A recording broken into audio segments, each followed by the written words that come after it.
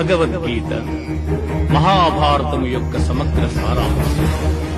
భక్తుడైన అర్జునునకు అనర్చిన ఉపదేశమే గీతా సారాంశం. భారత యుద్ధము జరగరాదని సర్వవిధములా భగవానుడు ప్రయత్నించింది.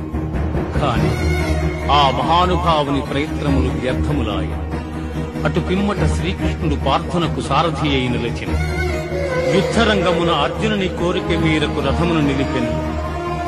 అర్జునుడు ఉభయ సైన్యములలో గల తండ్రులను, గురువులను, మేనమామలను, సోదరులను, మనుమలను, మిత్రులను చూచి హృదయము ద్రవించి స్వజనమును చంపుటకిష్టపడక నాకు విజయము వలదు, రాజ్యసుఖము వలదు అని ధనుర్బాణములను కింద వైచి దుఃఖితుడైన అర్జునుని చూచి శ్రీకృష్ణ పరమాత్మ, దుఃఖింపతగని వారిని గూర్చి దుఃఖించుట అనుచితము.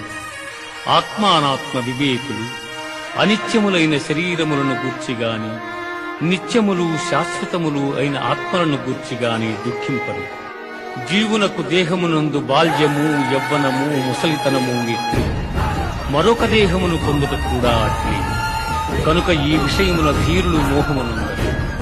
మనుష్యుడెట్లు చినిగిన వస్త్రమును వదలి నూతన వస్త్రమును ధరించును, అట్లే ఆత్మ జీర్ణమైన శరీరమును వదలి కొత్త శరీరమును ధరించుతుంది.